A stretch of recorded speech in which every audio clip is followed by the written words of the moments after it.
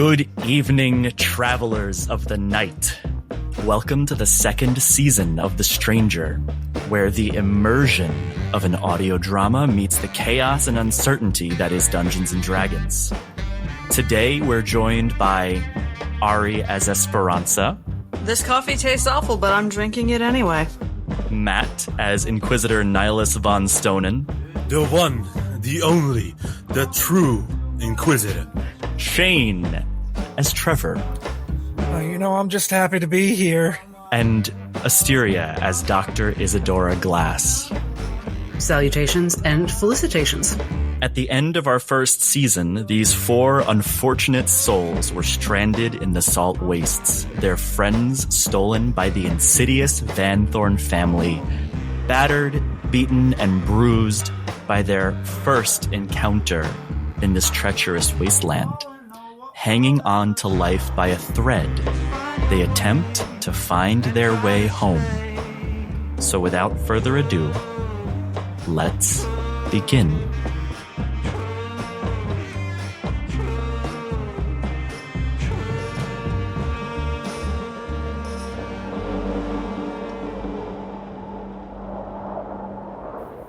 Trevor, you feel the tug of the rope at your waist. It pulls taut to Dr. Glass, who's tied to Esperanza, who's tied to Nihilus. The salt batters your helmet so hard that you see little divots forming in the glass. The storm is treacherous, and the amount of walking, hours, has become days, with seldom much opportunity for shelter. And finally, in between the thick gusts of salty wind, you see an old brick building. Similar to whatever structures still exist here in the Salt Wastes, it's not in a good state, but there's no cracks, divots. This might actually be a safe place to stay. How far you are from civilization, from the Citadel, from Port Hillcrest, it's hard to tell. It's been mountains and valleys, and mountains and valleys and rubble, and finding direction when there's barely ever a sky to see is even harder. With his hand on his brow, trying to keep the salt out of his eyes, Trevor follows the rope tied to his waist to his companions, and shouting out over the winds and the gusts blowing the sand about, there's something up there. I don't know if this is like the place we need to be, but it's a place in between that at least. We should probably check it out. On your lead, Trevor. We have to get out of this weather. Nihilus, you feel the rope pull taut again as Trevor pulls forward and approaches the door. And he kind of runs his hand along the metal surface before giving it just like a little shoulder check to try and get it to swing open. The door bursts open. You stumble inside, everybody following suit. The rope pulls taut against everybody as you're clambering into the building out of the storm, and violently the door shuts behind you. You're in an old, what looks to be residential complex. The lobby is cold and dark. You hear a constant dripping sound. You see a desk that might be for greeting, and a stairwell with these apartment doors. Each one looks like they've been broken into in the past, in the long past, however long this building has stood here in the Salt Wastes, far longer than anything else on this island that is modern civilization. And looking up through the gap in the stairs, you can't help but notice there's a light on at the top floor. What would you like to do? Trevor puts his hand up. He gives a point over to where he sees the light coming from. Now that the salt isn't obscuring her vision anymore, he's making eye contact through the helmet, and just faintly, he whispers, I think there's someone here. Possibly another water stalker? Possibly. We need to be quiet. Esper's just going to silently start to look one way to the next, peering around. Esper, among everybody in the group, you're the most hurt. from the last fight, and trudging through the salt wastes has not done anything to help that. Bandages, what little could be cobbled up, are all that are holding you together. And as you look around, please roll a perception check. That'd be a natural 4 for a 3. Besides the broken apartment doors, damaged walls, ceiling, and floors, a dripping, and they certainly don't look habitable. In many of them, like this mold has grown for the moisture that's in here. Certainly wouldn't want to breathe that, which is unfortunate because it's still better than breathing the air that's outside. That with one breath would fill your lungs with salt. As Esper is peering around, there's a definite squinting going on in her eyes, and you'll see her reach up and try to rub away the perspiration that is both natural and unnatural from traveling long distance, as injured as they are, in this dense and humid area. But it doesn't seem to help, and there's a shake of her head, and eventually she just gives up. Trevor, giving one more look to everyone. If we need to stay here for the night, which I think we do, we might need to get acquainted with our neighbors. I know some of y'all are hurt, so maybe it'd be best if I go on ahead. I can at least run if I have to. I trust your judgment, Trevor. I don't wish for there to be a fight, but try to do whatever you can. Are you planning on sneaking and spying, or showing yourself to them outright? Well, I reckon there's a sequence to these things, right? Go in a little subtle, assess, kind of makes quotation marks with his hands, just make sure that they seem friendly. I was merely going to suggest that when you do approach for the first time, if they first encounter you and you're carrying an injured old lady, they might feel sympathy and underestimate our abilities. I don't know. I think we might have struck gold when we met Vander. To live out here, I think, means maybe doing some unsavory things. When you look at an injured old lady, some people might be willing to empathize, but to others, it just makes you a target. Yes, our options are seem like a threat or seem like no threat. Do you think we can seem like such a threat that they won't mess with us and our current state? Probably not. It's up to you. That idea was the last of my energy for the moment. Understand. I'll try and get up there as quietly as I can. And she pats him on the elbow and whispers, "We rarely do poorly in your hands, Trevor." And he has bardic inspiration. Pressure's on, I guess. Won't let you down. Won't let any of you down. He's going to slowly start to back away, and he's going to try and, as slowly and as carefully as he possibly can, even with his big jack boots and his heavy frame, he's going to try and ascend and seek out the source of the light. Please roll stealth. Oh. You know what? Since I've got it, I might as well use it. I'll also add Bardic on top of that. Your Bardic is a D6? Just double checking, but I think it's still 6. Yeah. In that case, it is a 24.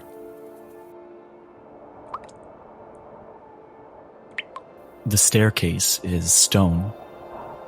With each step, curling your foot from outside to flat, so that not a sound can be made, you slowly round each level. To the second and third, you see an equal level of deterioration, decay. Water dripping down. Looks like it's getting in from somewhere, but the salt clearly isn't.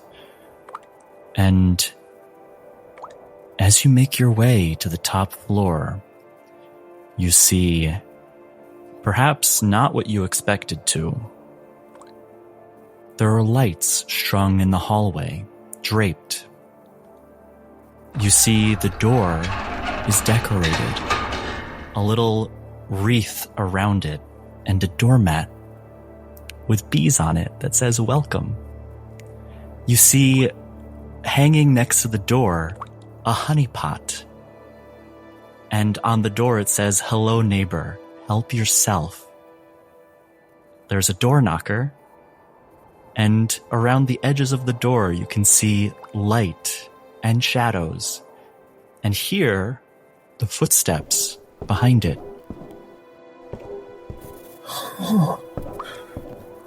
As Trevor approaches, just the most perplexed look on his face. He looks at the doormat, looks at the honey pot, the lights, the door. As nice as this looks, he's still being cautious. He wants to take a look at the door, and he's going to very slowly reach his hand out. He wants to kind of check the door for... He wants to check for traps.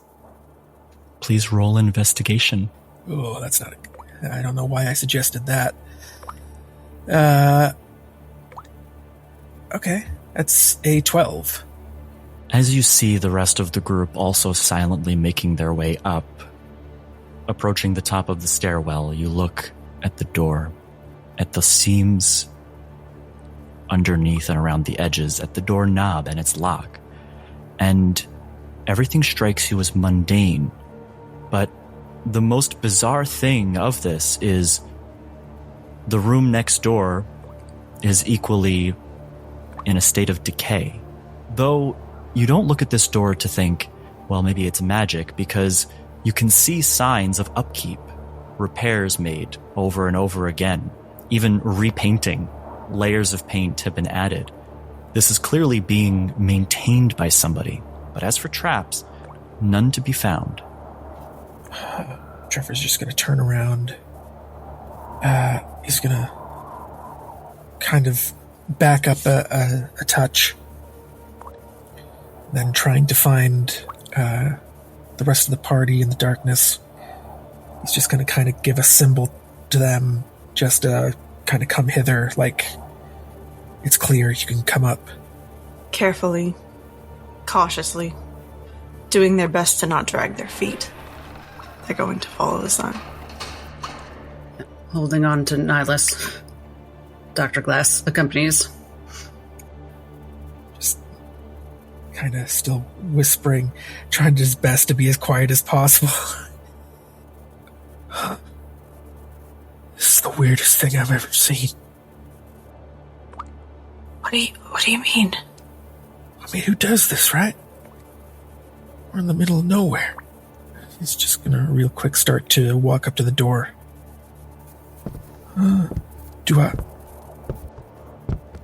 He's literally looking there like a kid, making sure he's not doing anything wrong. He kind of shrugs. It smells good.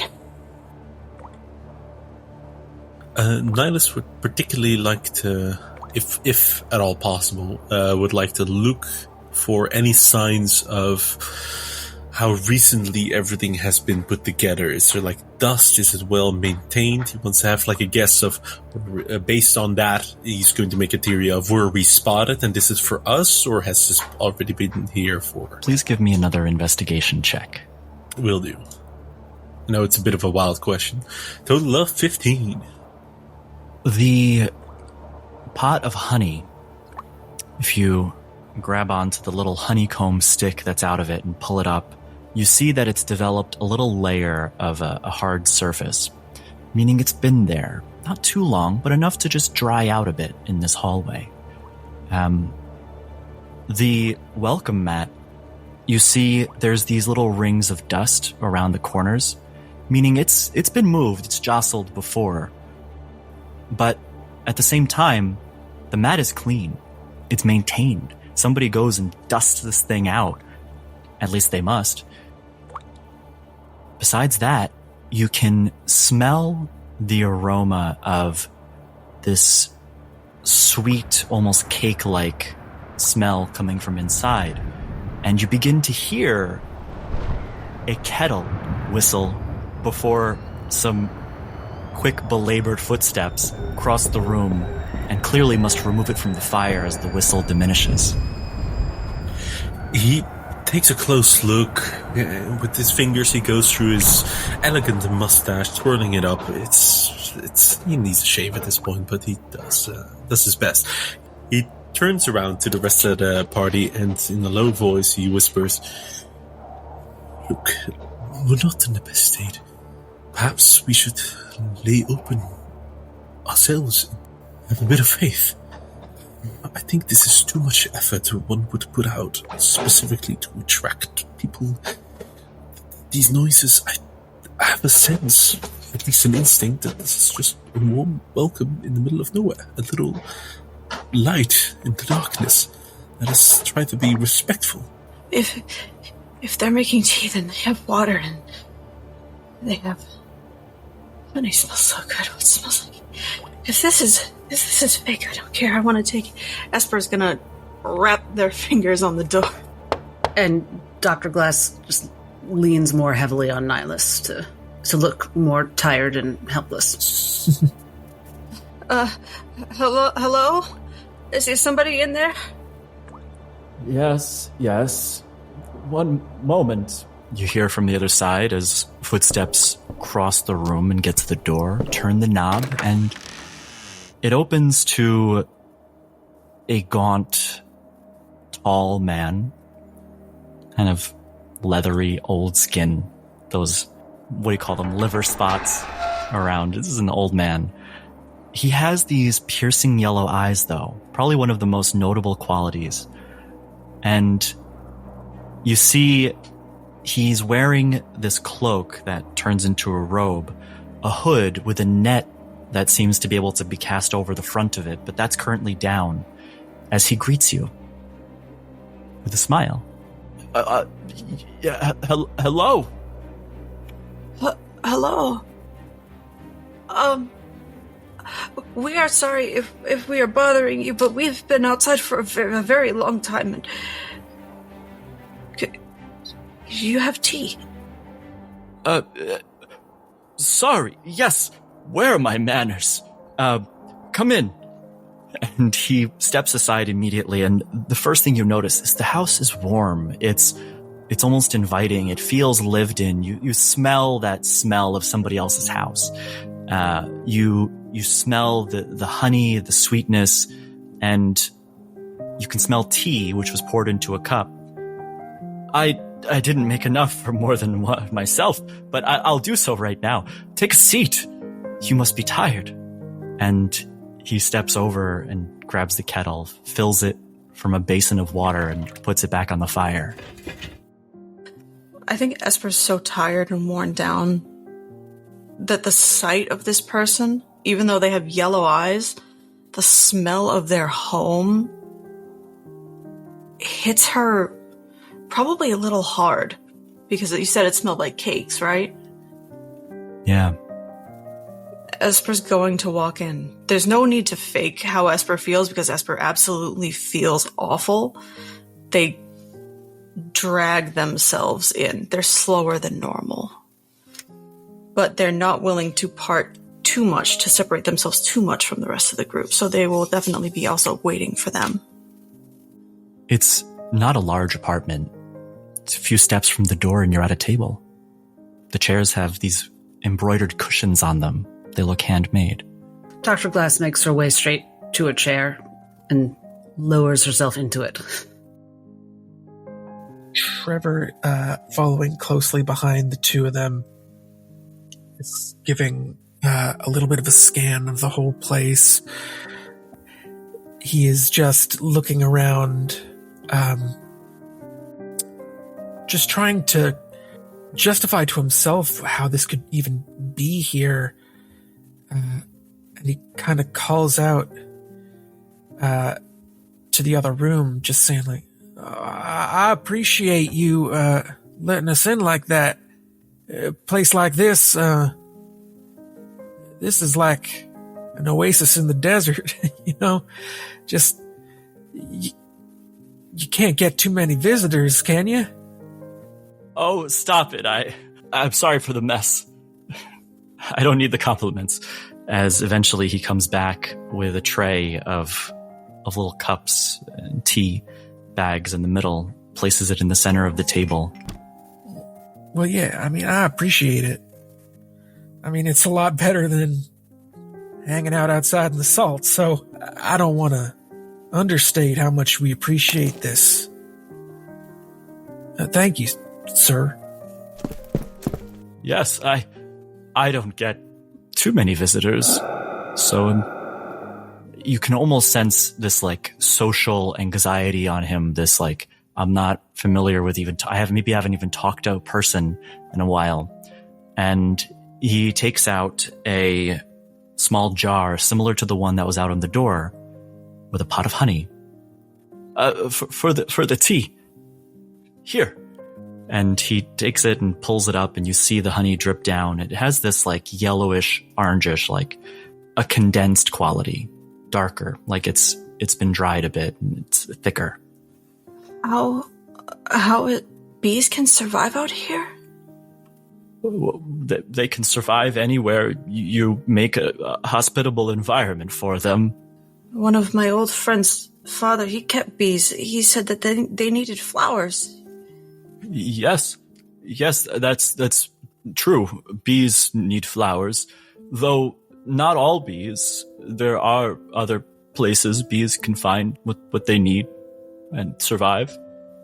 As he's talking, Esper's going to, like, I'm assuming there's a spoon somewhere or anything like that, and Esper's going to take it and tip it into the honey and give it a little sniff, and then just... Please roll... Survival. Please roll...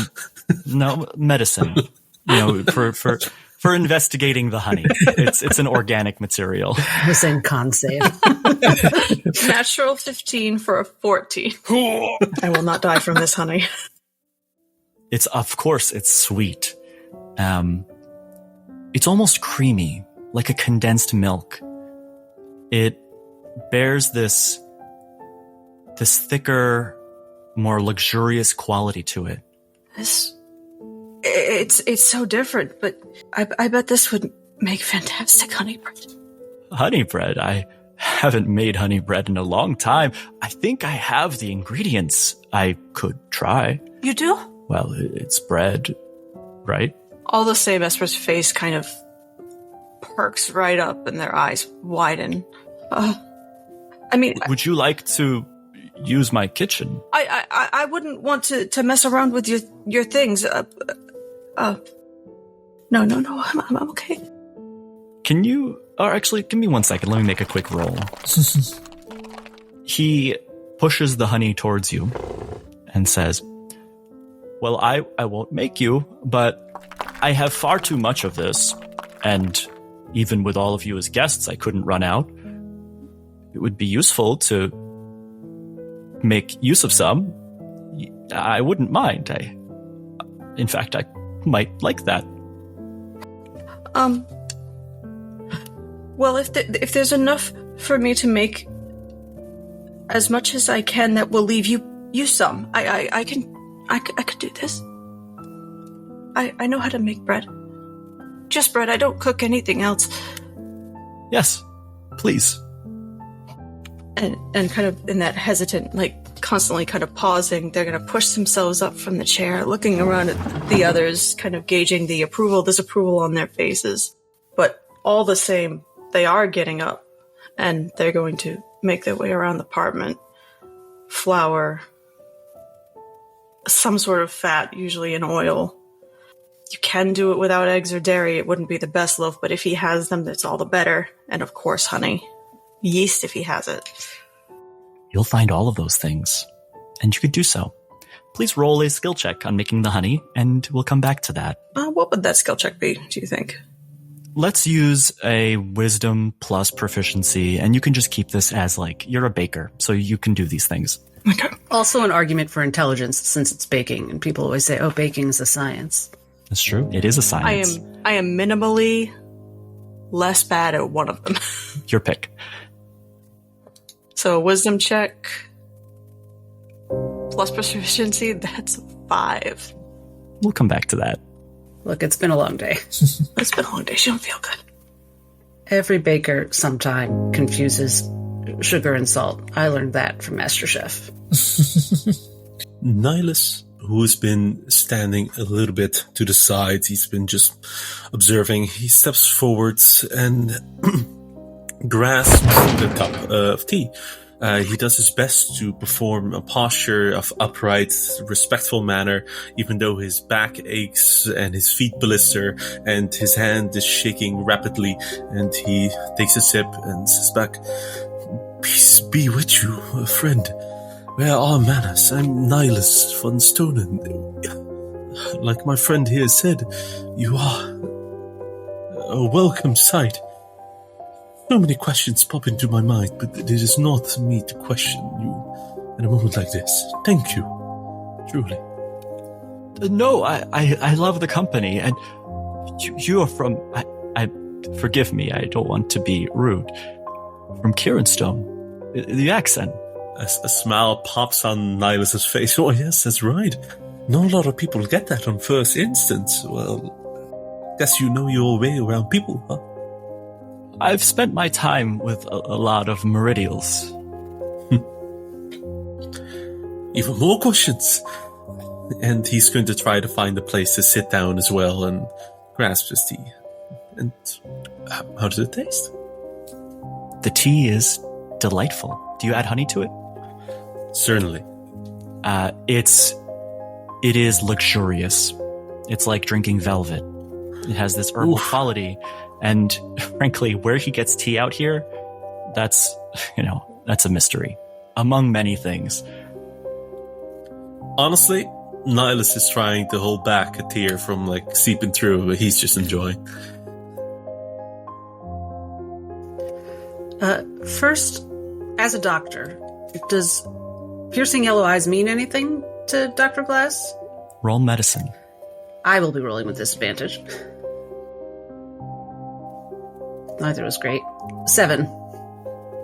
I mean, that's unusual though, right? Humans don't have yellow eyes. It's absolutely unusual. Why his eyes are like this, as you look into them, you see the irises and the little craggles and texture.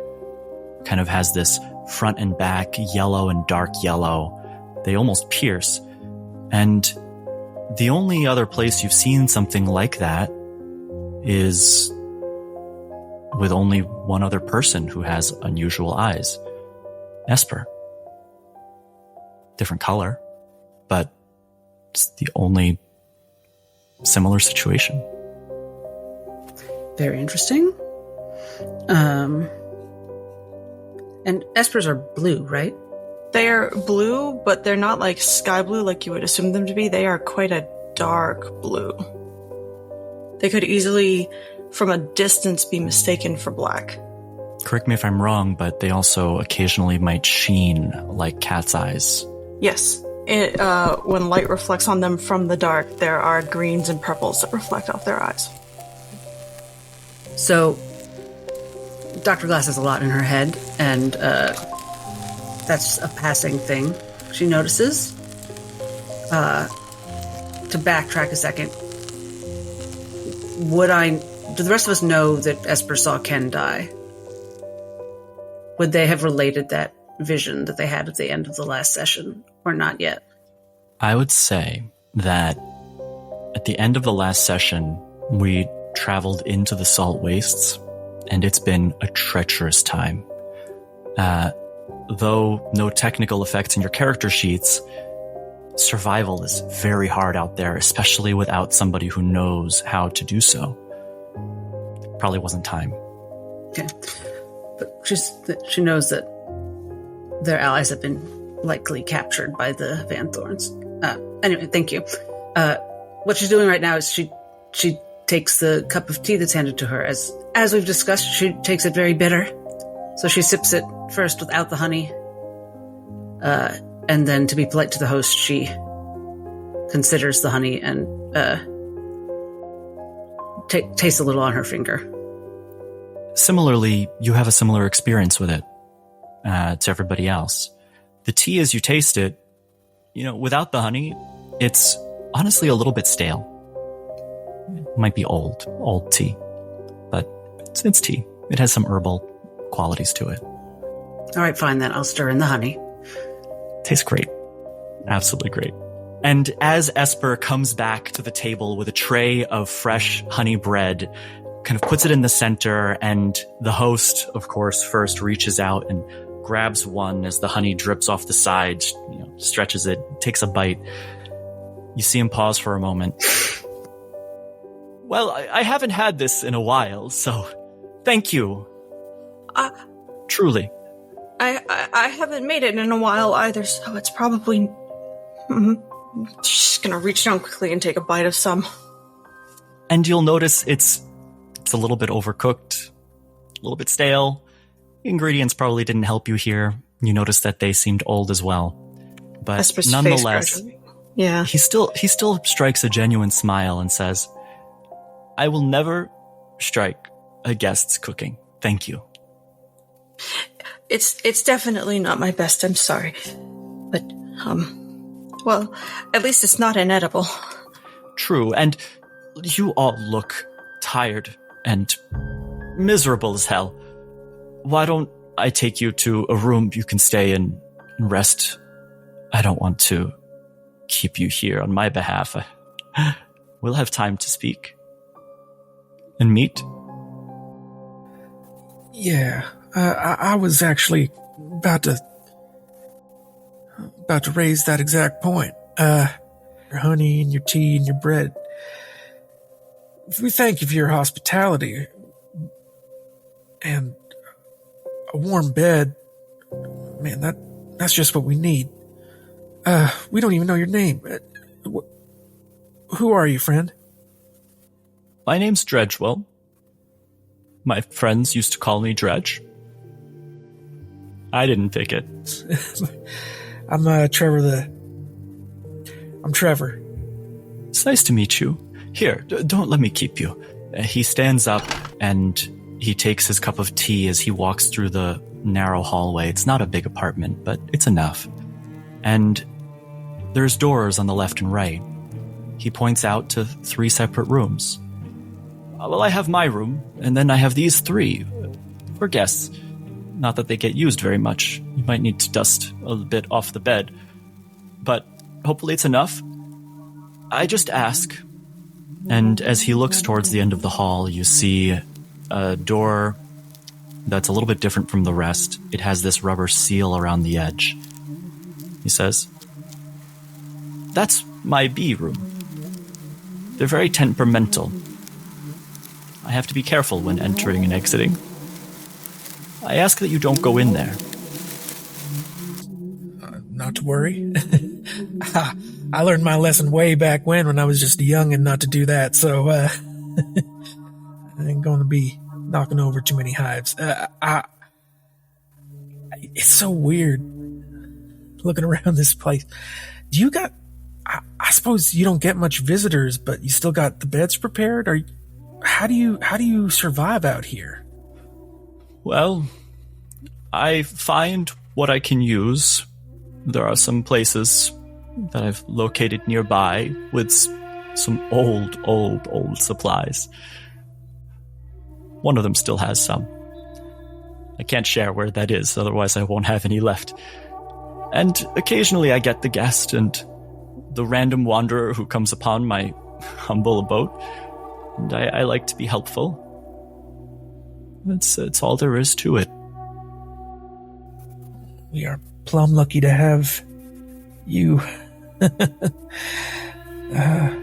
was actually not too long ago, I want to say weeks, that a water stalker came by and he enjoyed some tea, and I offered him my kitchen, sent him on his way, looking much happier and healthier than when he arrived. Oh. He travel on his own, or was he with someone else? Most water stalkers are on their own. It's rare to find one who travels with companions. We're new to the island. We actually ran into a water stalker too, but he was traveling with a dog and someone else. New to the island, and you're here in the wastes. Why? Trust me, if we had the choice, we would not be here. And there's a bit of a pregnant pause. We got lost. Well, I'll show you the way back when you leave, and you'll find your way back to civilization. Much appreciated. I forget, Wes. Have we heard bees? Focusing on it, curious about it, you open your senses a bit to hear down the hall, and coming up out of the ambient drones of the wind outside, you do hear a buzzing from behind the door. Very reminiscent of a beehive, though you haven't seen or heard of anything like this on the island. Okay, Dr. Glass would like to... Her wheels are turning, but she'd like to thank Mr. Dredgewell. Thank you so much, Mr. Dredgewell. We'll select our rooms. Yes, enjoy yourselves. And here. And he goes over to the cupboard, opens it up, and takes out some scones, more honey, little tea bags, trays, in case you want to help yourself. Hands it to Trevor, seeing that Dr. Glass might not be the most capable of wielding it in two hands. Oh, well, mighty kind. We'd also appreciate just some plain water. Of course. And out comes a pitcher. Hands that as well to Nihilus.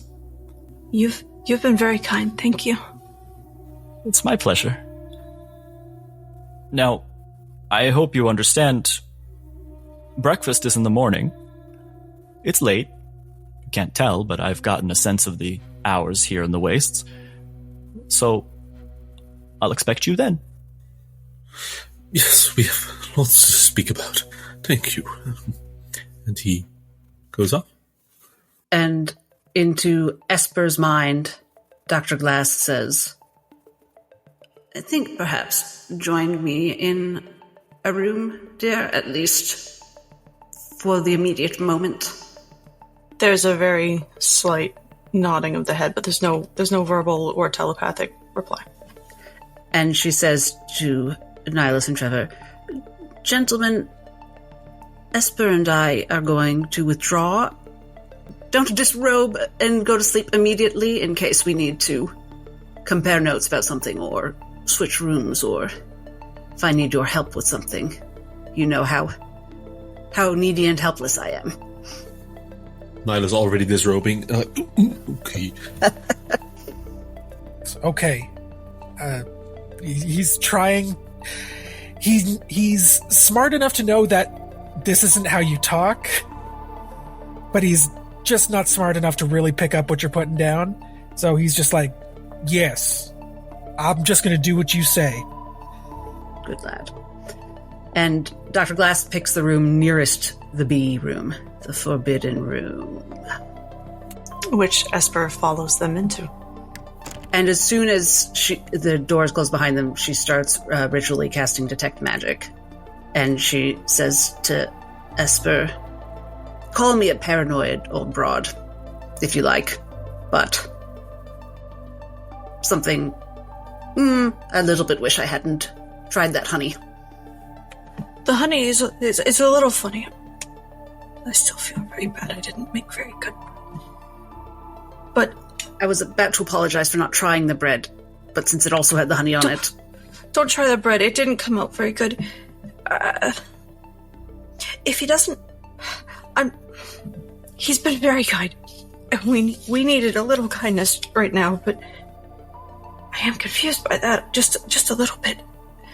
If the bees don't have flowers, or rather, maybe there are some that bloom in this kind of place. I don't know. It just doesn't seem like it.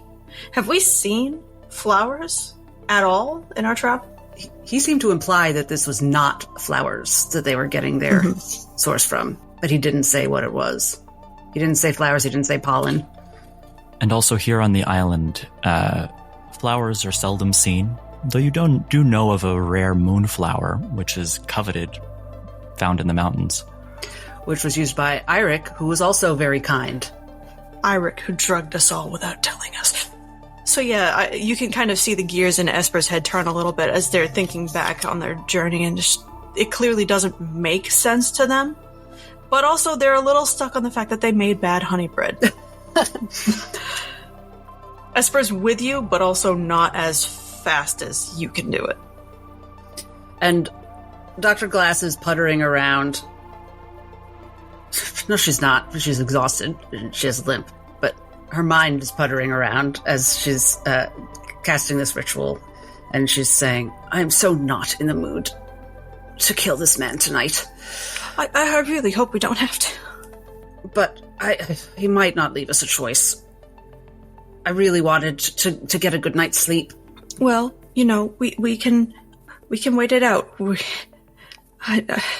Neither of us feel very good. If something's starting to go really wrong, then we might have to do something. But, maybe we don't have to kill everybody that we come across. Well, that's what I would like to believe as well, but this island seems to demand otherwise. I could go find him and try to put him to sleep, and then we could all just sleep. I don't know if forcing people to nap is necessarily the way, but maybe that's the idea if we don't want to kill him. Perhaps we could just... Oh, go ahead, dear. Why don't we just wait? Well, because if we wait, we might fall asleep. Maybe the honey knocks us out. You might tie fall him asleep. up now. Oh. Maybe the honey is just coming from a very strange place, but it's not bad honey.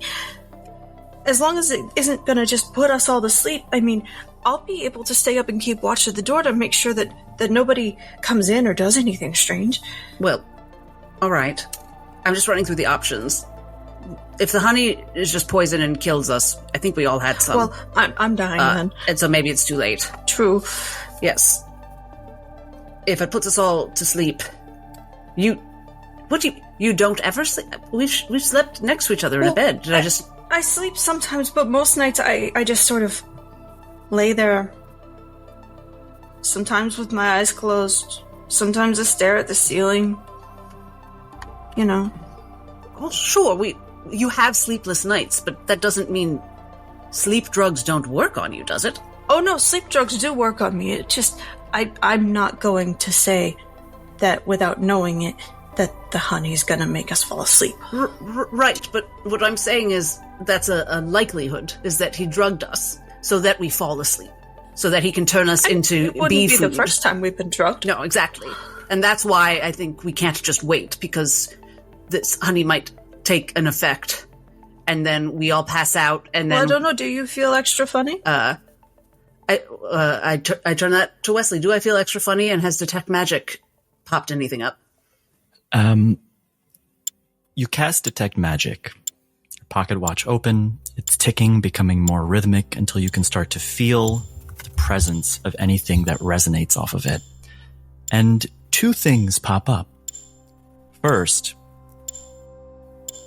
you can see walking around the kitchen a robe. The robe that the man is wearing has some sort of magical eminence to it. And second, in the bee room, you see something that looks like an accordion or a half accordion. Its shape is tough to discern, but if you could roll for me a intelligence check, perhaps you can discern it. And that would be with disadvantage, no doubt. And I rolled 2 4s anyway, so that is a 6. It's an odd shape. It's not something you've seen, or at least seen regularly. Wait, can I just ask, is it moving? Like half accordioning? No, it's stationary. Okay. Like an inanimate object you see behind the wall. Great. Go ahead. Sorry. And with that, there's a light patter of a knock on the door. It slowly opens. Hello? I don't want to... Is everybody clothed? Yes, we are. Oh, good. And he comes in with 2 hot water bottles on a tray and puts them on a table. She does shoot Esper a little look, like, could have said no. Oh, those would be so nice. My mother used to do this for me, and he puts it on the table, and they're hot water bottles. They're to put in the bed, to put around you to keep you warm. Anyway, I've got 2 more to deliver here, so. Thank you so much. Could I just ask you, Mr. Dredgewell, that is a lovely cloak robe thing? Does that protect you from the bees? Is that a beekeeper's cloak? Yes! And he takes it and he puts the hood over and drapes down this mesh cloth that kind of falls down to his chest. It's to protect me from getting stung. That's very clever. Is that standard? Did you make that yourself? I used found materials, but I have a knack for some crafting. That's very fascinating. I am a scientist of sorts. I would love, once I've had some rest, to swap ideas with you and see how you did it. Oh no, those are for me. I would love to, but some things I just want to keep personal. Thank you. And he gently closes the door behind him as he leaves. Oh, he's a magic man too. Or something. Or he makes magic things. 1 or 2. It is a nice cloak. You look very suspicious. Yes, I do, and am very suspicious. I don't think you're exactly wrong in thinking this, but I get the feeling that you just presume that every new person is someone that we have to kill. You stabbed Eirik in the head after he was already dead. He was already dead, and I had to get a hit on him because, wow, he upset me.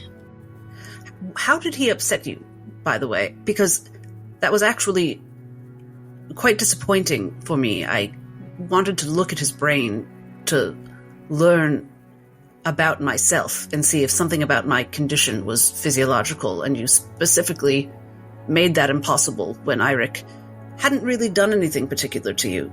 So I've been wondering where that animus came from. Well, he doesn't have to have done anything to me for me to understand how bad it was, is that he killed so many people. And I suspect that our host has killed a lot of people. I mean, we've killed people now too. And I am starting to get a little worried that you'll take it upon yourself to stab me in the head. You haven't upset me. Fair enough.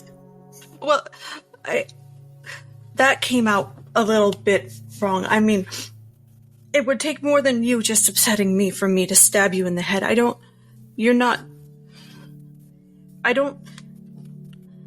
look at you or feel toward you that you're bad. People have looked at you that way, Esper. They've written you off as someone with violent tendencies, someone who needs to be contained and controlled. The way that my old woodworking master put it is that people looked at me and they said I was exploitable. I don't know if that really means bad, but people found space to use me for...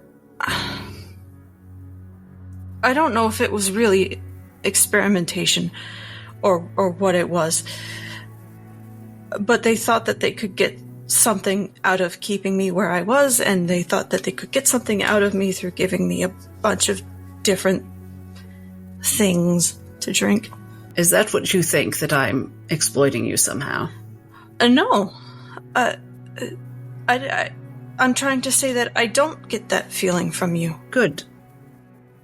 I rather think that you're exploiting me, aren't you, Esper? I'm a doctor to you when that's useful, when you think it can get you out of a situation you find unpleasant. But when I have opinions about how to regard a mentally ill person like Eirik, You're not particularly interested, are you? My expertise is boring in situations like that. Esper's head drops a bit and they face down looking at their feet. I don't really know how to deal with what we've been doing since we ended up together on this island, and we've come into these dangerous situations. And I don't know your speciality, and I don't know what you do or what you had wanted with him. I'm sorry I ruined his brain for you. That's fine. That's done, and I don't think it would have mattered anyway. It's just a bit wearying that my speciality is reading and understanding people, their behavior.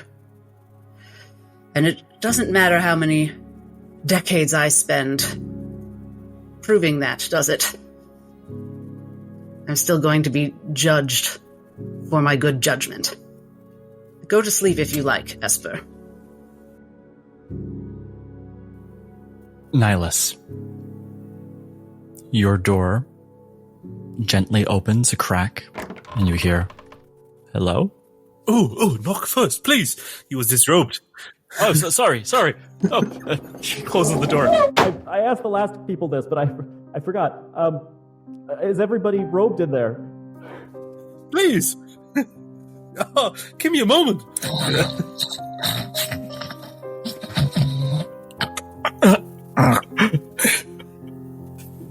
He just passed out. Nihilus was refreshing his clothing with some spare that he had in his backpack, and he puts on a shirt and some pants. Yes. Come in. Yes, so, excuse me. Is Trevor passed out now? Oh, he's out like a light. Okay. Oh, So you're taking the same room, then, I see. yeah, he and I are taking the same room. He steps in with a tray with 2 hot water bottles. I just brought this. He puts it down on the table. And yes, you look nice. Bye. And he steps out and closes the door. Thank you. It's like, And he tries to gently puts one close to Trevor with like a nightstand or something in case he wakes up. He has something hot. And he puts one under his pillow, finishes his prayer, and goes to bed. And kind of with a hint of a smile. He'd like that compliment. Everybody can get a long rest, not a full rest. Look back at the rules. Long rest is, half of our hit die available? Yes. Half of your maximum hit die, plus, in case we have food and a warm resting place, so it would be an extra +1 for spells, and also for a hit die. Don't forget, on a long rest, you regain half of your maximum hit die, and you can also use up to half of your maximum hit die. And because I think it's appropriate, does a long rest in these homebrew rules do anything about exhaustion, or is that requiring a full rest? No, it's a long rest, is what we've been doing. Yeah, if you have food and a warm place, like right now, it only gets you a maximum removal of 1. But a heavy rest would remove everything. Before Dr. Glass decides whether she's going to take a long rest, Esper, let's have a compromise. Why don't we just push our bed against the door, and then I'll sleep a bit. I'll sleep more soundly. Esper will get up from where they've been sitting without a word and motion for Dr. Glass to just be clear of the bed before pushing it along the floor to get it in front of the door. Thank you, dear. What you assume to be morning comes, because there is a sweet, baking-like smell coming from the hallway through the door. You can recognize it immediately, because you're right next to the door. It basically wakes you up. The sleep you got, though technically a long rest, didn't feel the most restful. But then again, everybody, you've been through a lot. in the last couple days and weeks. And starting with Dr. Glass, do you eventually leave the room? I would try to wake up early as possible. And I mean, I'd be happy to I'm glad that we wake up. So I wake up and we're normal and alive and everything. Yes, it's, and you can tell it's early. You even feel still a little bit tired. Esper, constantly awake, you notice her stirring. But I would say at this point, Nihilus and Trevor, if you're getting a normal bout of rest, you might still be asleep. I suppose I can't leave the room until Esper's awake because the bed is against the door. You can tell she's awake. In fact, you can't even tell that she slept. Once she moves the bed and I freshen up, I don't eat any of the snacks that Dredgewell left us yet. I think I put a few scones in my bag. I wrap them up and put them in my bag for later. And that is data. That is information. We were not killed in our sleep. We did make entrance very difficult, if not impossible. So she is going to leave as quietly as possible to see if the boys are still alive. When she does leave, Esper is eating a lot of those treats. Basically getting breakfast before breakfast.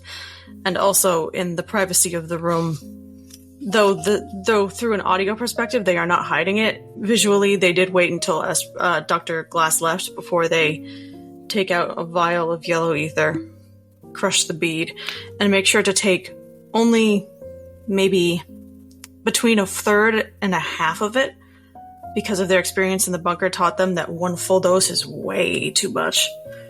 So they're going to take some of the dose and then try to kind of squeeze the top of the tube so that it is a little more shut and they can pack it away safely again. You do so. You crush the bead, take the dose, and you look across the room where your shadow casts from the candle that's sitting very low, having been lit all night. And though this time it doesn't grow, it doesn't manifest, but you feel like it's staring at you, watching as you do this. Gulping down that small dose of ether and slowly putting the vial back into their pocket as they stare at it. Don't judge me. I think I've gone too far. I have to keep taking it now. It's going to be very rough if I stop. So please don't judge me. The candle goes out the moment you say that, and you feel its presence having turned its back on you. A few seconds of the silence and looking from wall to wall on that back wall. Give up, turn around, open the door, and leave the room.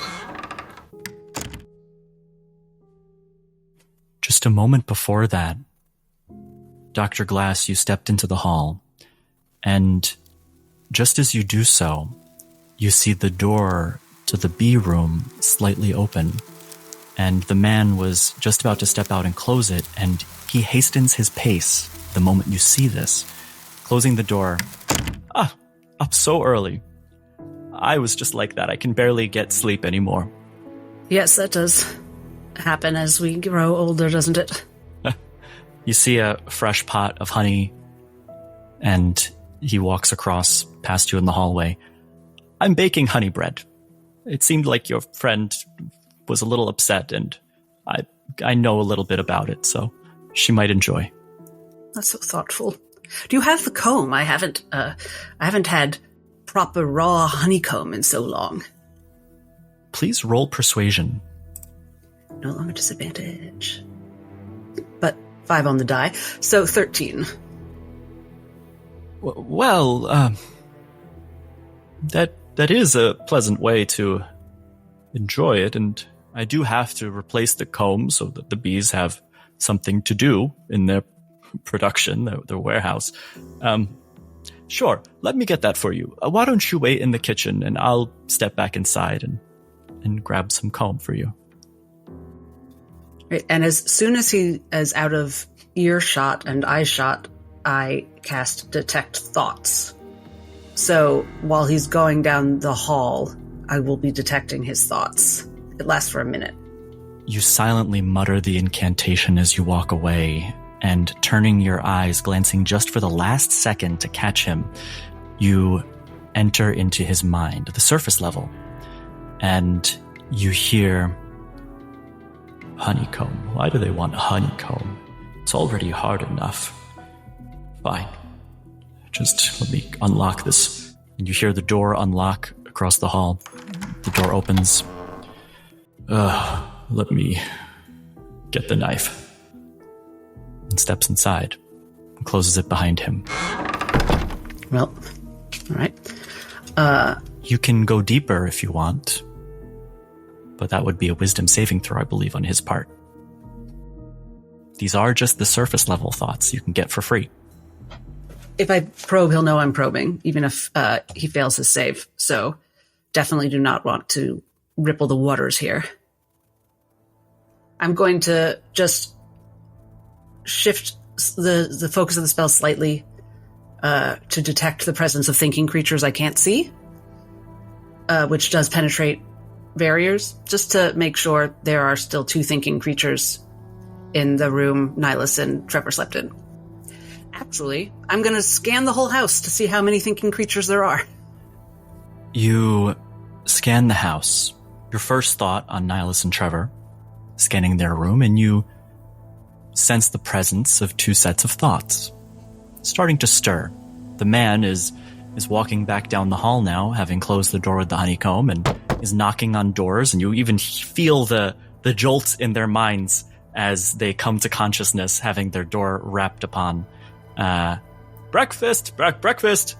And you feel Esper, Nihilus, Trevor, the man. But then there is another, more slow set of thoughts that come from the honey room. Oh no. That half accordion thing was a rib cage, maybe? Someone being kept artificially alive? The accordion, I would say there is somewhere you've seen something a little similar, though it's not exactly the same. When you came upon Dr. Veering's room, there was a device that would inhale a bag that would be attached to him that kept him breathing. The accordion that expanded and contracted there had a similar texture to it, shape, though it's clearly not the same thing, or for the same purpose even. I would just like the audience to know that one of my fellow players put in chat, I love how Dr. Glass assumes the worst. I do not know why Dr. Glass is getting all this heat this session. She has been proven correct every single... right. In our cozy little beer and pretzel Studio Ghibli game, why is Dr. Glass always assuming the worst? Anyway. Well, that's disturbing.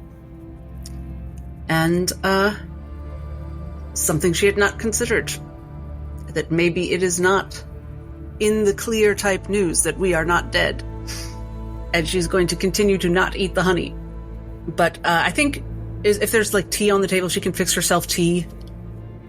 She's going to sort of like make it look like she put honey in it, like she's going to like dirty a spoon. Please roll performance. At this point, Nihilus, Trevor, and Esper, you could be making your way to the kitchen, unless you have something else in mind. What was that performance roll? 13. You make a show of dirtying a spoon and putting it into the tea. There's no honey on it. It's hard to tell if that was noticed. Just have it next to my teacup with like a honey smear. Oh, good morning, everybody. I made, and he takes out the tray and holds it out. It doesn't look as professionally done as yours did. It's not quite the right shape. It's not quite the right size. A little lopsided. But disregard the looks. It tastes good. And he puts it onto the table. Oh no, I shouldn't have filled up on those scones you left. I had them when we woke up. Well, I'll have a bit of this later. Yes, always. I'll keep it to the side. A most welcome sight in the morning after a long day that we had yesterday. Be happy to oblige. Thank you. Again, Dredge. We seem to be thanking you for everything.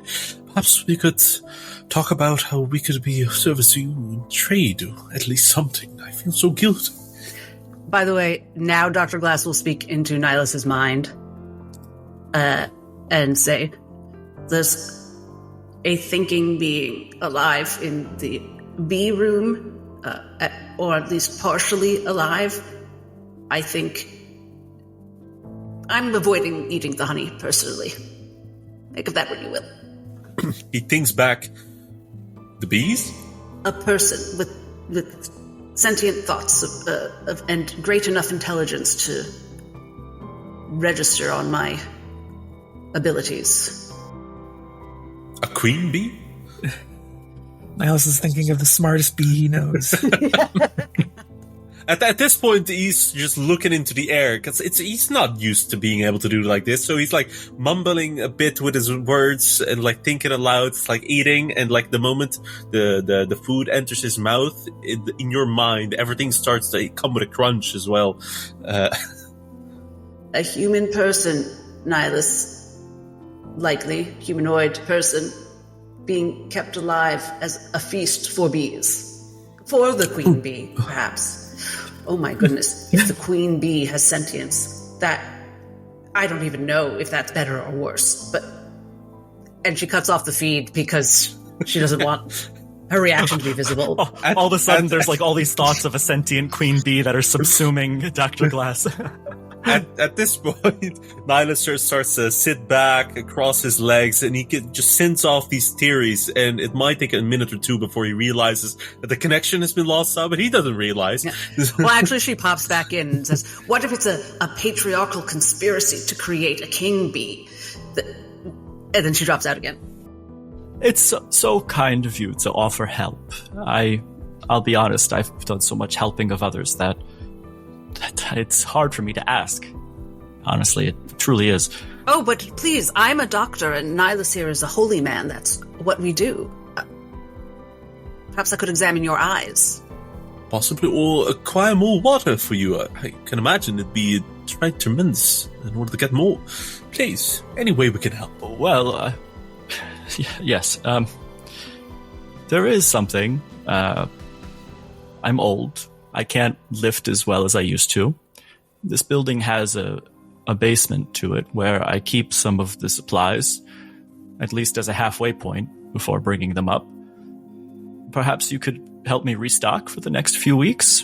There's some crates down there, but it's also... It's not the most pleasant place.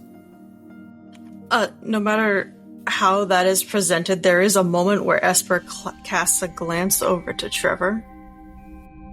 Trevor is looking a bit half-minded over at Dredge.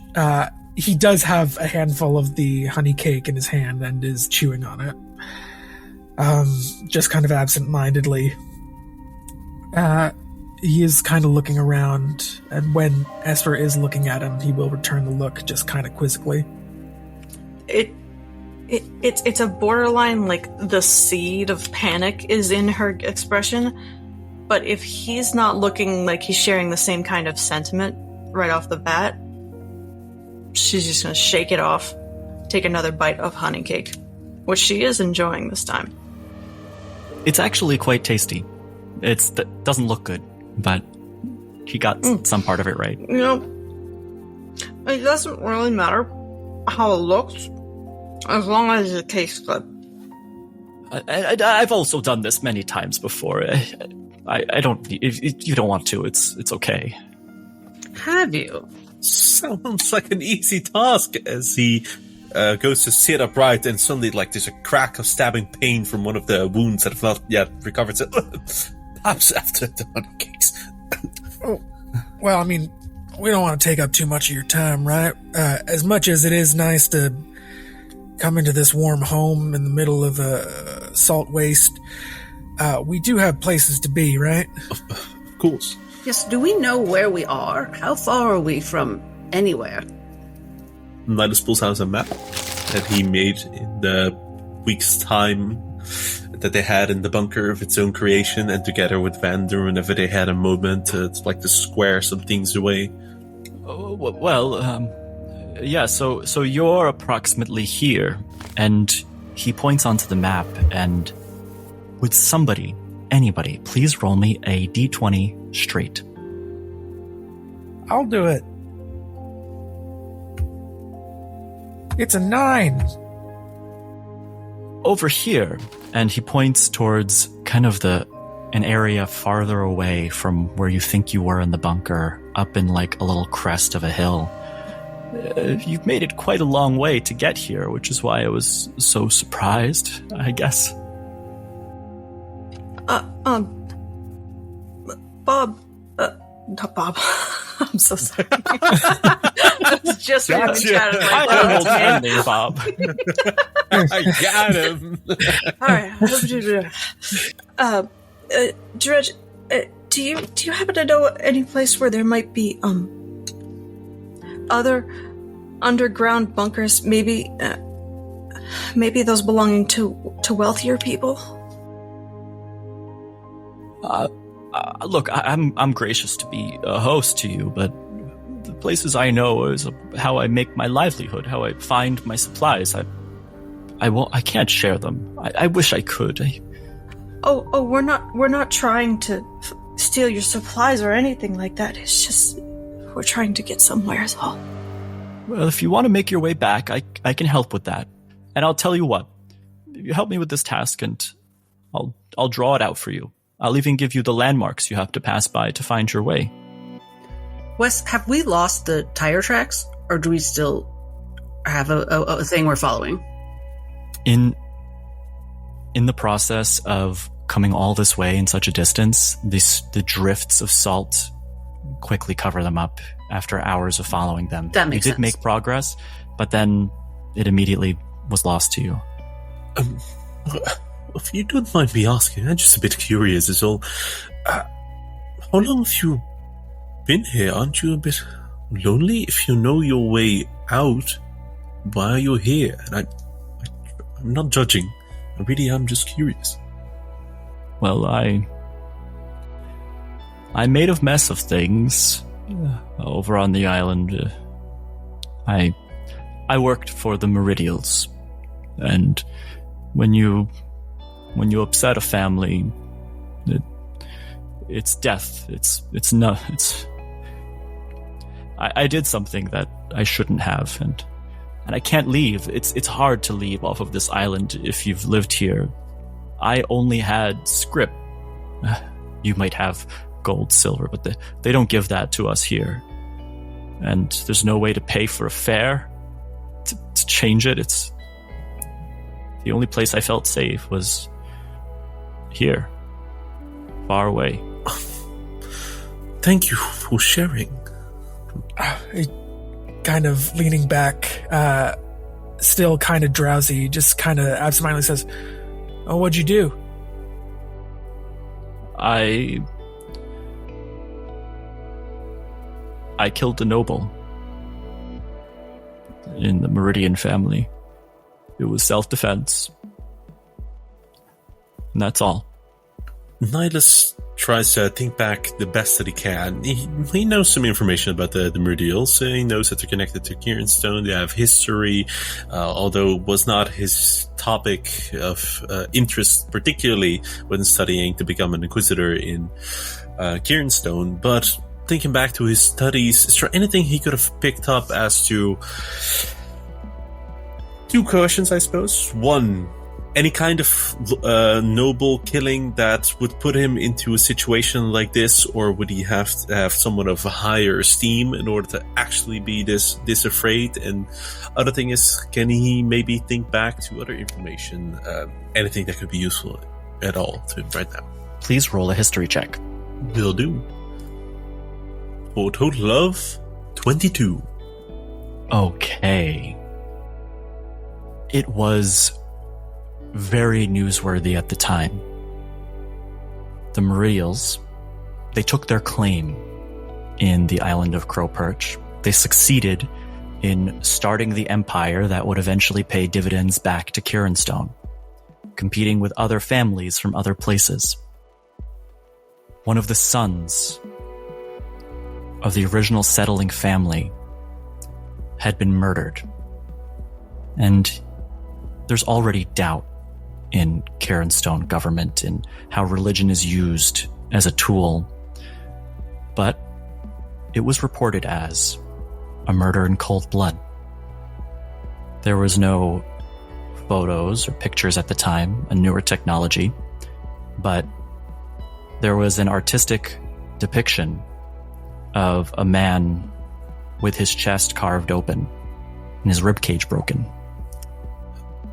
An approximate, is it like a long time ago, as in this happened while he was studying and it was news, or he read about it, about a thing in the past, right?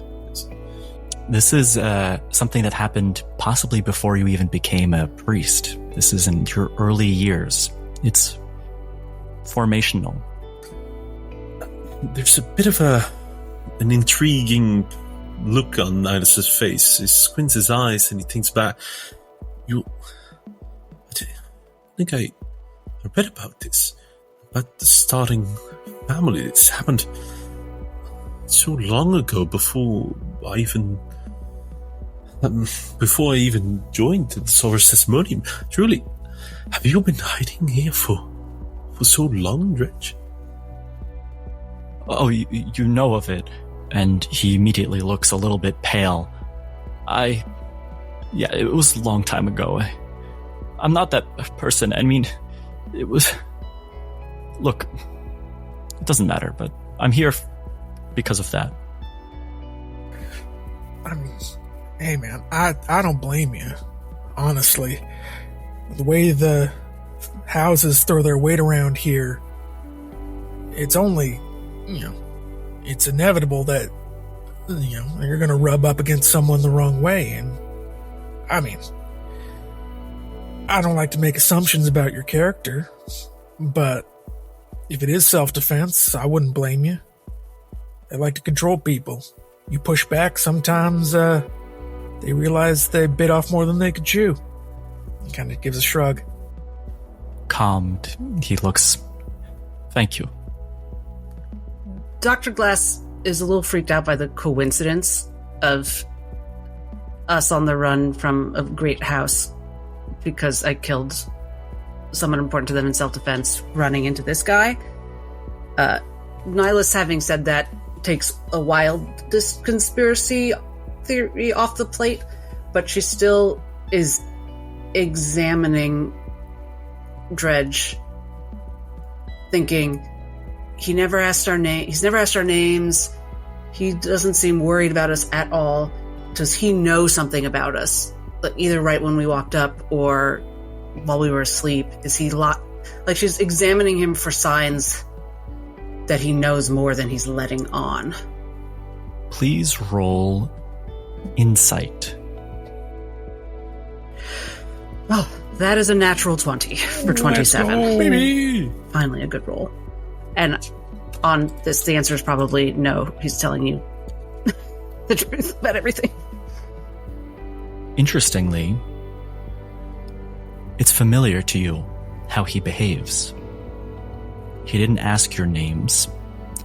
He didn't ask where you came from or where you're going. You've seen similar behavior.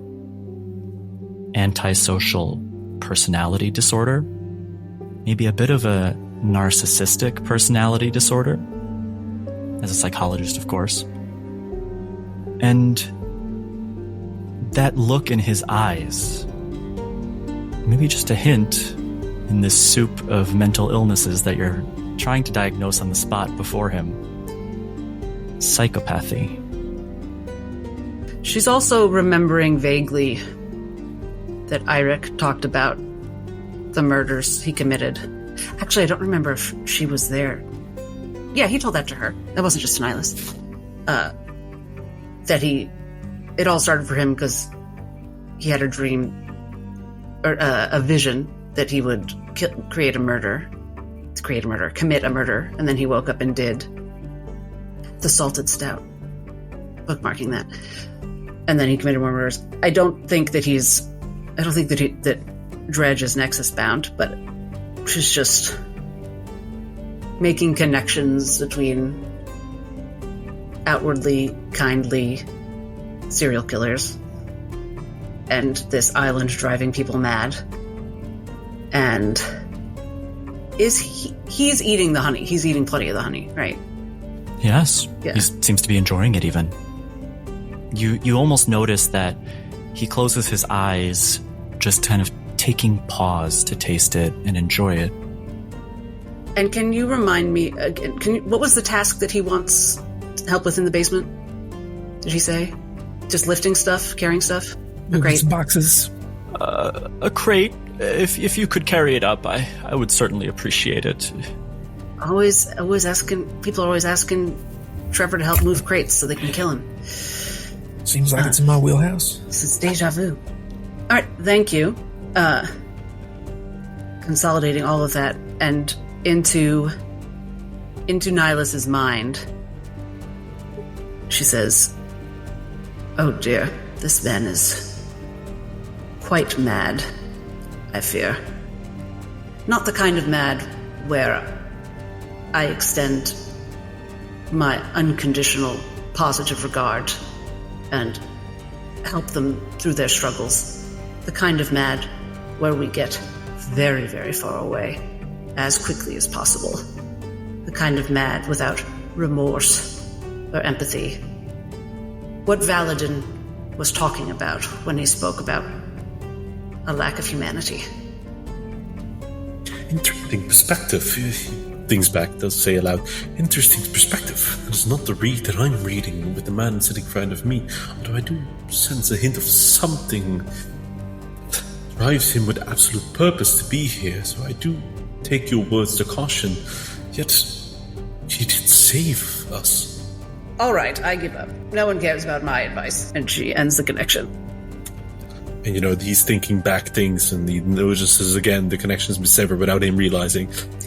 And she stands up and says, "Mr. Dredgewell, Yes? where can I go wash my hands?"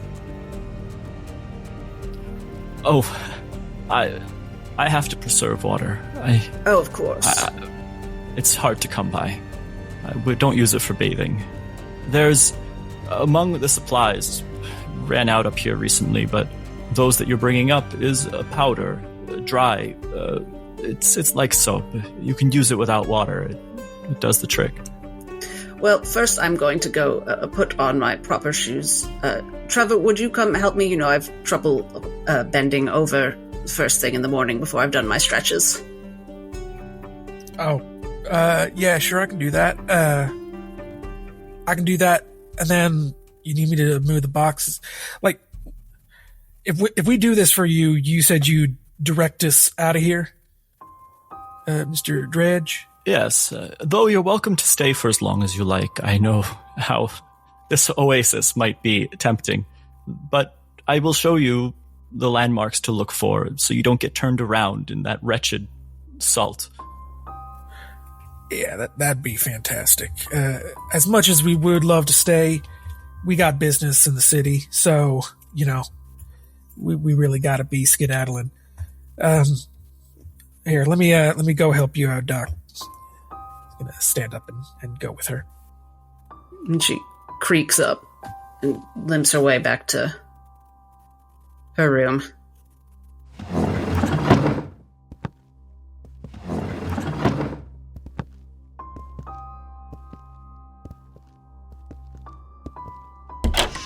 And once they're inside and the door is closed, She says, all right, Trevor, listen, I know no one puts much weight on what I have to say about people, but that man is a remorseless murderer. Oh, damn. If by some miracle he doesn't kill us in the basement and feed us to his bees, he might very well misdirect us in the salt just for a mild amusement, because he is a sadist, most likely, and is toying with us. I believe there's a person being kept in suspended torment in that bee room. I think we could leave, we could tie Dredgewell up or incapacitate him some way and try to help whoever's in there. I don't know, but I would recommend not going into a basement with a psychopathic killer. That's my professional advice.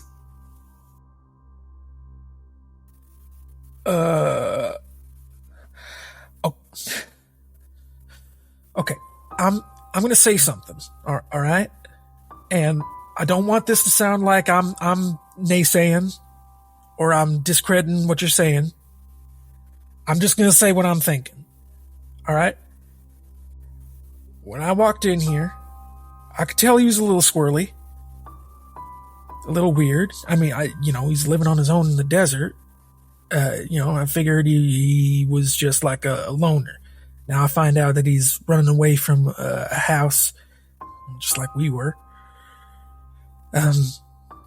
So I'm just going to let you know that you just dropped like so much on me that I can't really file it away properly. So, like I said, I'm not saying you're not right. I'm just saying that was not where I was coming from. We were not on the same page with that, and I'm trying to catch up with you. Okay, so that's why you was staring at Nihilus for like 2 minutes. Okay, I got you. No, Trevor, I'm in love with him. Well, I know that ain't true. You don't need to read my mind. Tell me that. Okay, so say I do believe you. Do you want me to walk you through all the evidence and the steps? Suppose I could lay out my homework. I don't think that's going to be necessary. I don't even know if that would even move us forward here. I'll just say yes, all right? He is a sadist, and he lured us in with honey bread to feed us to his bees. I think that's what the gist is? Yes, you always catch up much quicker than you give yourself credit for, Trevor. Okay, that sounded crazy when I said it. I'm just throwing that out there. Well, he's crazy. I believe you. So, what do we do about that? We have options. We could just leave. I'm saying I don't think we should go help him in the basement. I don't think we should trust his directions. If we want to then further engage in heroics, then that is an additional conversation. Okay. I sensed thought, intelligent life in the bee room, beleaguered thought, unhappy life. So, okay. If we go out there without any directions, that's no good. We don't have any tracks to follow. We're basically wandering.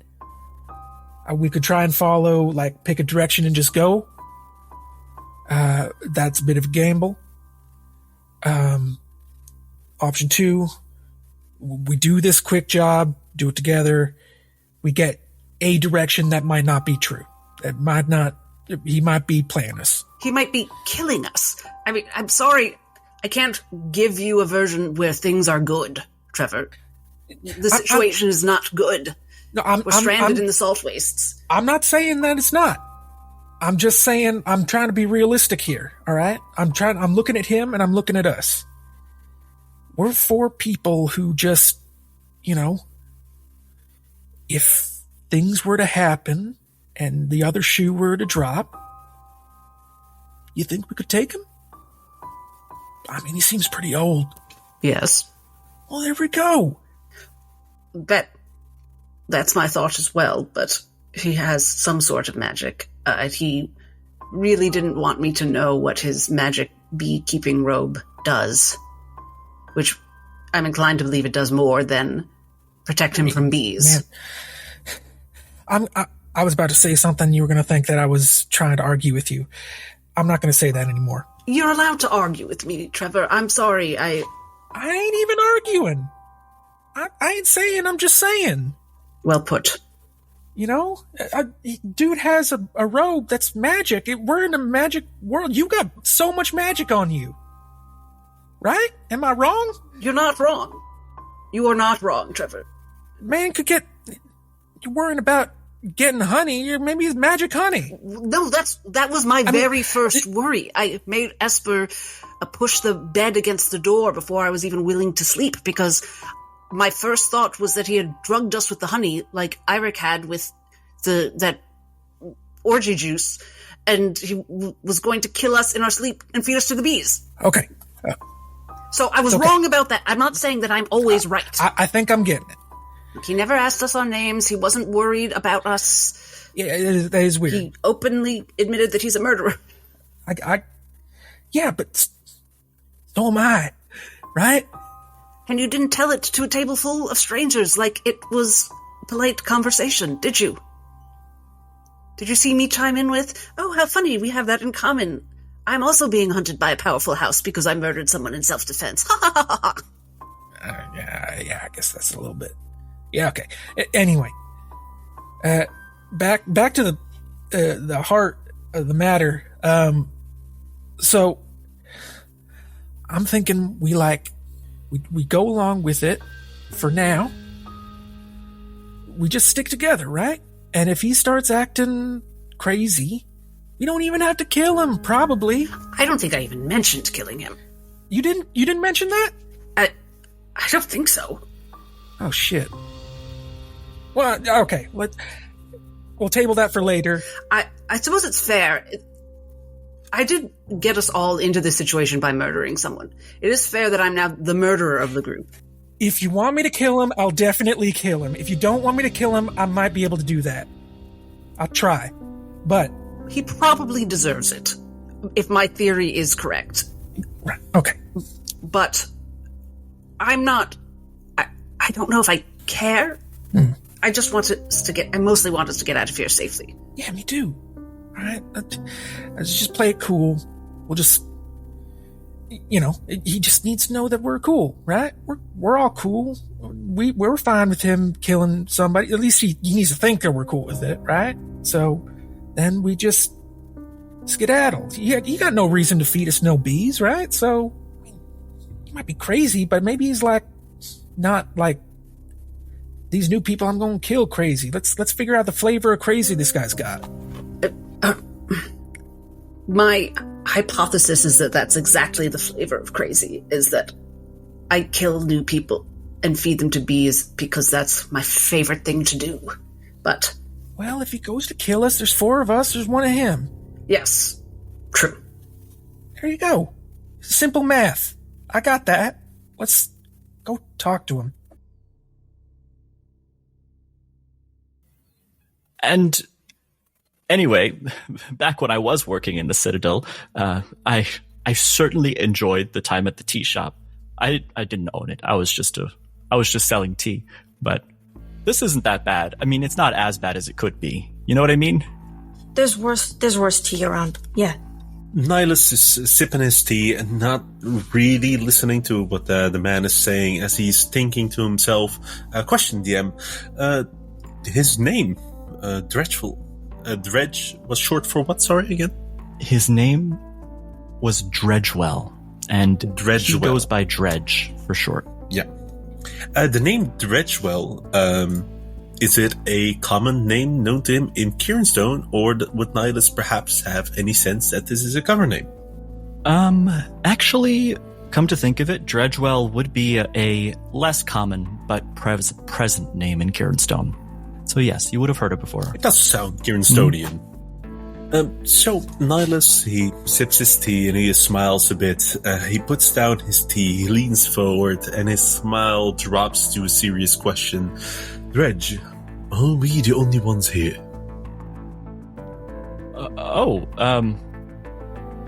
Yes, of course. Lovely! And he wanted to have a look if he can tell if the man is lying. Please roll insight. Esper's out there in the middle of chewing a honey cake. When that conversational shift happens, it's just looking back and forth between them. For a total of 23.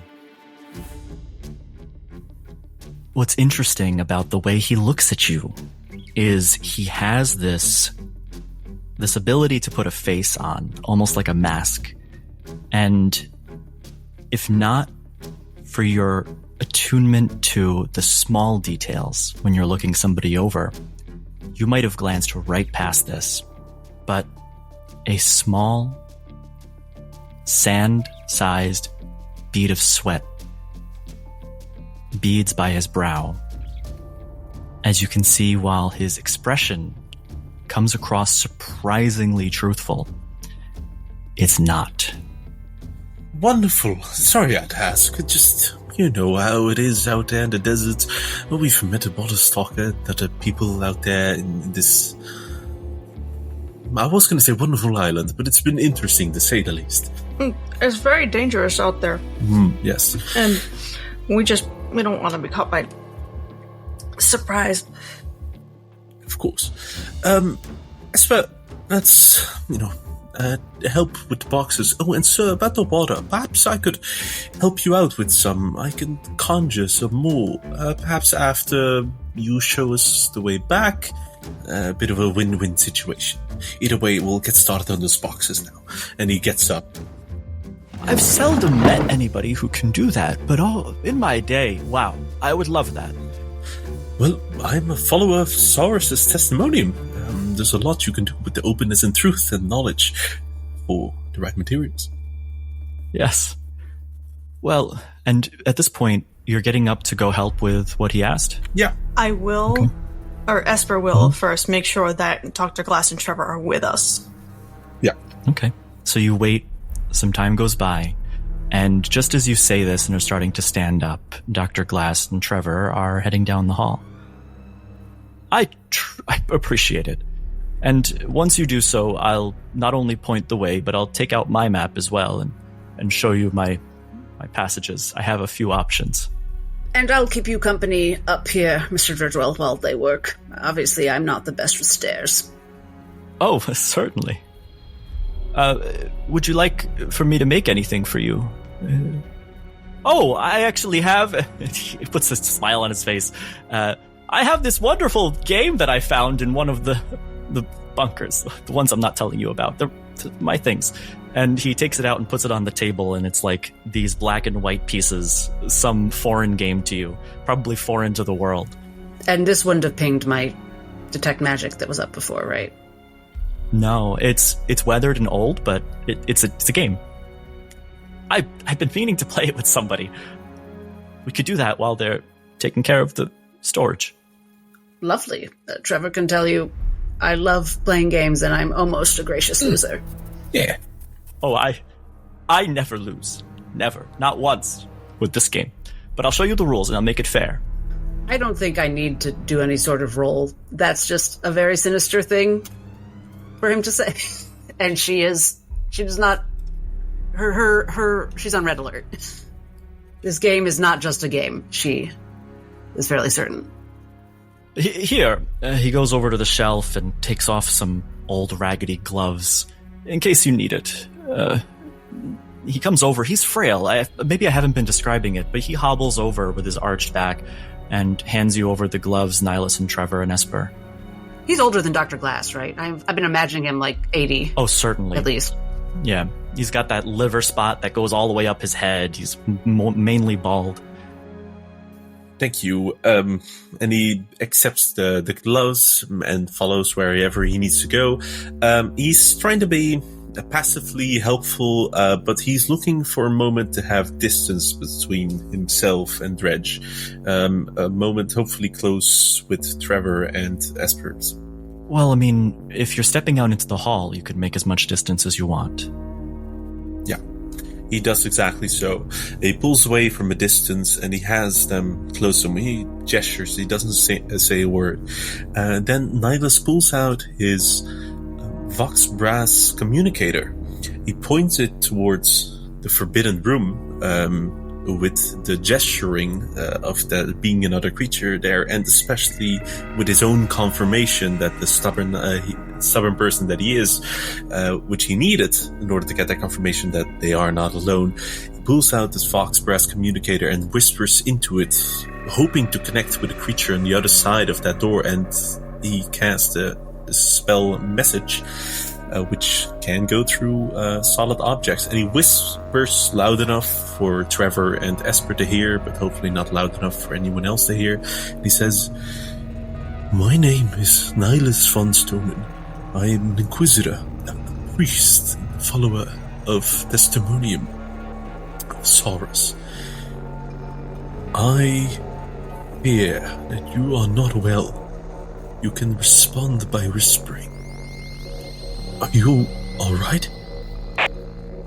The Vox Brass communicator works in a special way. It connects to your brainwaves, it transmits, it receives, and the first thing you begin to hear is this itching resonance, this humming, like thousands of bees all buzzing in their hive. It almost vibrates the inside of your skull.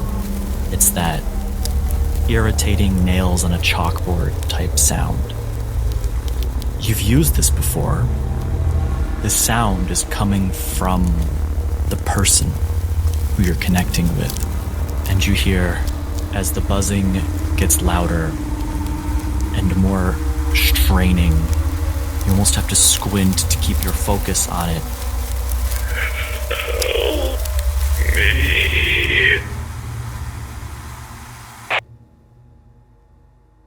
Somewhere else.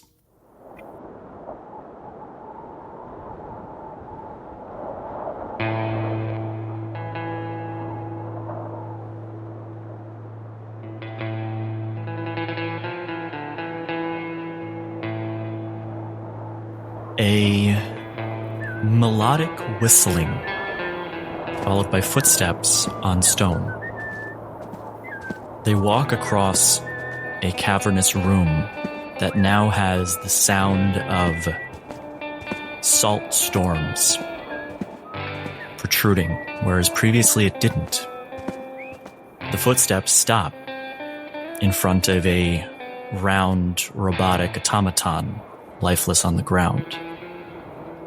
A dagger comes out to pry the creature slightly open, looking inside.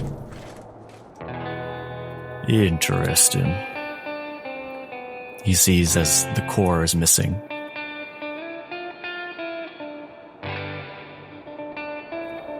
He steps up a staircase and then another to a round table with bodies surrounding it. Their heads in a different state of decay than the bodies, but fresh. He takes one of them, inspects it, and takes his dagger and cuts over the top to reveal the skull, and then cuts in to reveal the inside. What did they find here?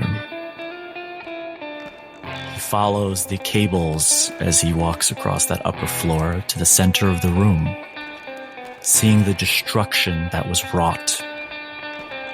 He takes the mask hanging by his side and brings it up to his face and takes one breath, puts it back down. I wouldn't put them more than a day or two. Steps down. I better check the bunker.